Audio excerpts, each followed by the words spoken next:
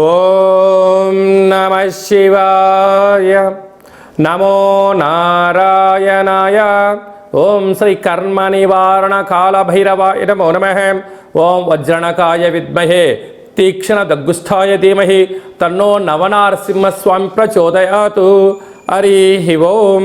మా ఛానల్కి స్వాగతం. చూస్తున్న వీక్షకులకు ప్రేక్షకులకు ప్రియ కాళభైరవ భగవంతులకి స్వాగతం పలుకుతూ మమ్మల్ని ఎంతగానో ఆదరిస్తూ ఉండబడినటువంటి ప్రియ సోదరీమణులకు స్వాగతం పలుకుతూ సనాతన ధర్మ సంరక్షకులకు అలాగనే జ్యోతిష్ అభిమానులకు స్వాగతం పలుకుతూ 16/5/2024 నుండి 31/5/2024 వరకు పుట్టినటువంటి వారందరికీ కూడా ముందస్తుగా జన్మదిన శుభాకాంక్షలు. గతంలో వివాహం చేసుకున్న వారికి వివాహ వార్షికోత్సవ శుభాకాంక్షలు. మనకు వైశాఖ మాసం అనగానే పండగలకు కొదవలేనటువంటి మాసము కనుక అన్నవరంలో సత్యనారాయణ స్వామి యొక్క కళ్యాణము, స్వామివారిని స్మరించడం, ధ్యానించడం, వీలైతే ఇంట్లో మనము సంవత్సరానికి ఒక్కసారైనా శ్రీ రమా సహిత సత్యనారాయణ స్వామి వ్రతాన్ని ఆచరించుకోవడం వలన స్వామి యొక్క ఆశీస్సులు ఉంటాయి. అలాగనే మనకు వాసవి మాత అమ్మవారి యొక్క జయంతి, అమ్మను స్మరిస్తే అన్నీ మనకు ఉన్నట్లే అని చెప్పి గమనించాలి. అలాగనే మాసానాం వైశాఖ మాసం అంటారు. వైశాఖ మాస పూర్ణిమ తిథి యందున అరుణాచల స్వామివారి యొక్క గిరి పర్వత ప్రదక్షిణ చేసినట్లయితే సర్వము శుభప్రదమే అని చెప్పి గమనించాలి. ద్వాదశ రాశుల్లో గ్రహ గమనాలు ఒకసారి వీక్షింపచేద్దాం. మేషరాశిలో బుధుడు మరియు శుక్రుడు సంచార స్థితి, వృషభ రాశిలో రవి గురు సంచార స్థితి, కన్యరాశిలో కేతు సంచార స్థితి, కుంభరాశిలో శని భగవానుడు స్వక్షేత్ర సంచార స్థితి, మీనరాశిలో కుజరాహుల సంచార స్థితితో ద్వాదశ రాశుల్లో గ్రహ గమనాలు ఈ విధంగా ఉన్నాయి. 12 సంవత్సరముల తర్వాత శుక్ర భగవానుడు స్వక్షేత్రమైనటువంటి వృషభ రాశిలోకి ఈ 20వ తారీఖున మే నెలలో సంచరించడం జరుగుతుంది. అక్కడ విశిష్టత ఏమిటయ్యనగా 12 సంవత్సరాల తర్వాత దేవగురు బృహస్పతి వృషభ రాశిలో సంచారం చేయడం, గురు శుక్రుడు అక్కడే సంచారం చేయడం, అక్కడే రవితో కలిపి ప్రయాణం చేయడం అనేటువంటిది ఒక రకమైనటువంటి గ్రహ సంచార స్థితి అని చెప్పి గమనించాలి. మేషరాశి వారికి ఎలా ఉండబోతుందో ఈ వీడియోలో సవివరంగా సంపూర్ణంగా తెలుసుకుందాం. 12 సంవత్సరాల తర్వాత శుక్ర భగవానుడు తన సొంత గృహంలో గురువుతో కలిపి ప్రయాణం చేయడము చాలా విశిష్టతగా గమనించాలి.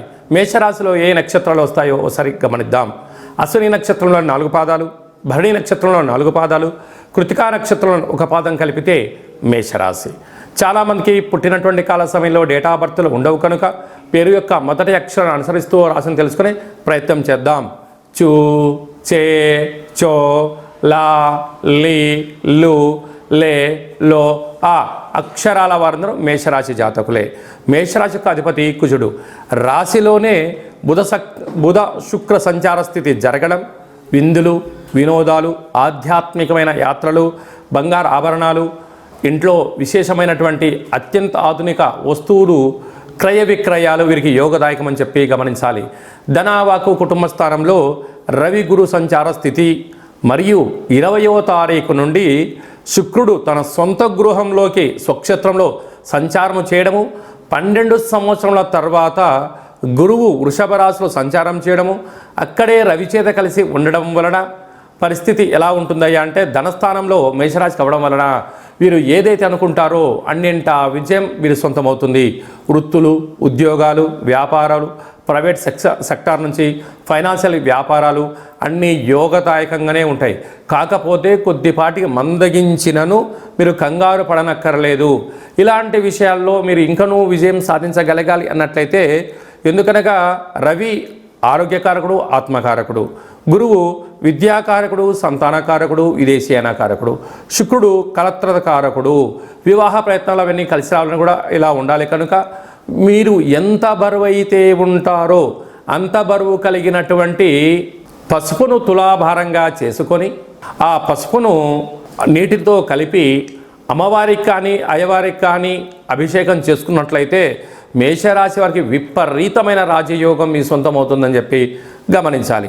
6వ స్థానంలో కేతు సంచార స్థితి ఉండడం వలన దూర ప్రయాణాలు, జల ప్రయాణాలు అనుకూలించినను మీ జన్మ నక్షత్రం రోజున అష్టమి పూర్ణిమ తిథియందున కొన్నింటిని దూరంగా పెట్టుకోవడం వల్ల అనేక రకాల ప్రమాదాలకు దూరం అవ్వడానికి అవకాశాలు ఉంటాయి. లాభస్థానంలో శని భగవానుడు యోగదాయకం, వ్యయంలో కుజుడు సంచారం చేయడం, కుజదోష ప్రభావం, అక్కడే రాహు సంచారం చేయడం వలన అప్పులు ఇవ్వద్దు, అప్పులు పుచ్చుకోవద్దు. వృత్తులు, ఉద్యోగ, వ్యాపార కార్యక్రమాలు, సాఫ్ట్వేర్, హార్డ్వేర్ రంగ కార్యక్రమాలు, హోటల్ వ్యాపారాలు, అదే కాకుండా వ్యవసాయ సోదరీమణులు, గృహ భవన నిర్మాణ కార్యక్రమం చేసేటువంటి వారందరికీ కూడా మంచి సువర్ణపు రోజులు అని చెప్పి గమనించాలి. మే నెలలో మనకు 16వ తారీఖు నుండి 31వ తారీఖు వరకు ముఖ్యమైనటువంటి పండుగల గురించి క్లుప్తంగా, సవివరంగా, సంపూర్ణంగా తెలుసుకుందాం.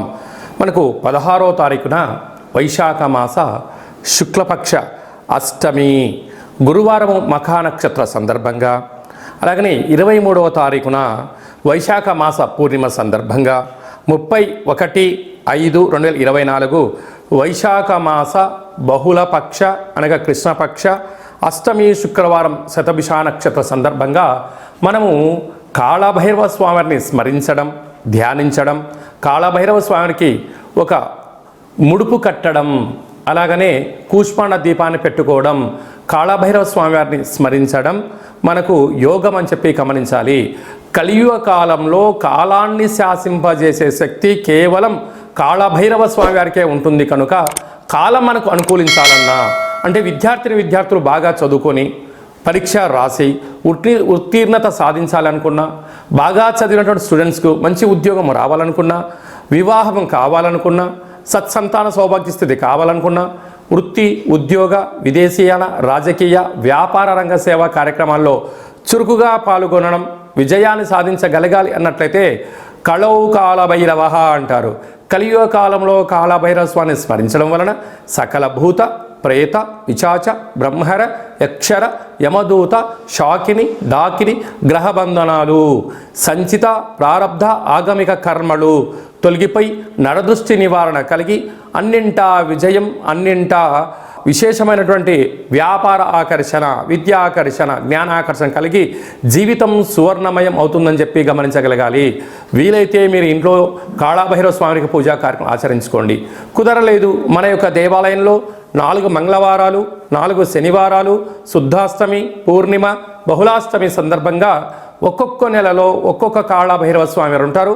కాళభైరవ స్వామి వారి యొక్క పూజ, కాళభైరవ స్వామి యొక్క సౌభాగ్య ముడుపు, కాళభైరవ స్వామికి కూష్మాండ దీపము, హోమ కార్యక్రమాలు చేయించి ఆసక్తి గలవారు ఈ కింద సంప్రదించినట్లయితే మీకు ప్రత్యేకంగా వాట్సాప్ కాల్ ద్వారా, వీడియో కాల్ ద్వారా పూజ చేయించి స్వామి యొక్క ప్రసాదాన్ని మీకు అందజేయడం జరుగుతుంది. ఆసక్తి గలవారు ఈ కింద సంప్రదించి మీ గోత్రనామాలను నమోదు చేసుకోగలరు. ఇంకనూ మనం విజయం సాధించగలగాలి అన్నట్లయితే కాళభైరవ స్వామి వారి యొక్క పాత్ర ఇది స్వర్ణాకర్షణ కాళభైరవ అక్షయ పాత్ర అంటారు. అక్షయము అనగా నశించబడినటువంటిది. ఇందులో రాసులు 12 ఎలా ఉంటాయో 12 రాసులను ఇందులో అచ్చు వేయడం జరుగుతుంది అని చెప్పి గమనించాలి. కనుక ఈ యొక్క పాత్ర యొక్క విశిష్టత ఏమిటనగా శబ్ద తరంగాల ద్వారా ఓంకార శబ్దం రావడము, ఈ శబ్దం ఇంట్లో ప్రసరించడం వలన సకల దుష్టగ్రహాలు వెళ్ళిపోవడము, మానవుని శరీరంలో ఉండబడినటువంటి షట్చక్రాలు వికసింపజేయడము, తను ఏదైతే అనుకుంటాడో దాంట్లో విజయం సాధించడం జరుగుతుందని చెప్పి గమనించగలగాలి. గృహంలో నివసిస్తున్నటువంటి జ్యేష్ఠాదేవి ఈ శబ్ద త్వరితకి బయటికి వెళ్ళిపోయి గ్రామ, రాష్ట్ర, దేశ, ప్రపంచ స్థాయిలో సంచరిస్తూ ఉండబడినటువంటి ధనలక్ష్మీదేవి అమ్మవారు గృహంలోకి స్వాగతం పలుకుతుందని చెప్పి గమనించాలి. ఈ పాత్రను ఎలా ఉపయోగించాలో ఒకసారి గమనిద్దాం.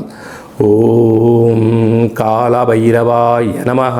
హరి ఓం.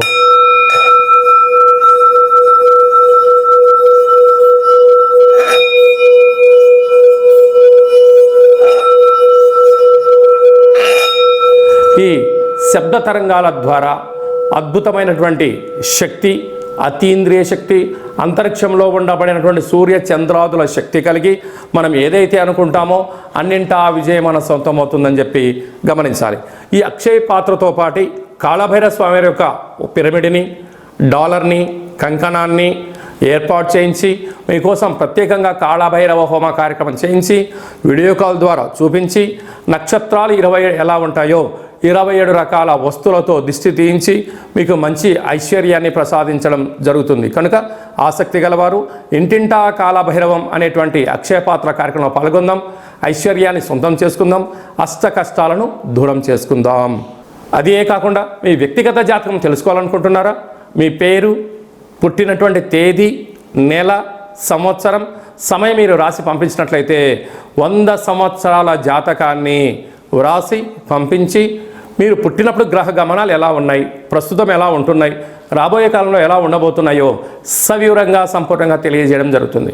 చాలామందికి పుట్టినటువంటి కాల సమయంలో డేటా ఆఫ్ బర్త్లు లేనటువంటి కారణం చేత పేరు యొక్క మొదటి అక్షరాన్ని అనుసరిస్తూ రమణ శాస్త్రం ద్వారా మీకు రాశిని తెలియజేస్తూ కాళభైరవ ఉపాసన చేత భూత, భవిష్యత్, వర్తమానాన్ని తెలియజేయడం జరుగుతుందని చెప్పి గమనించాలి.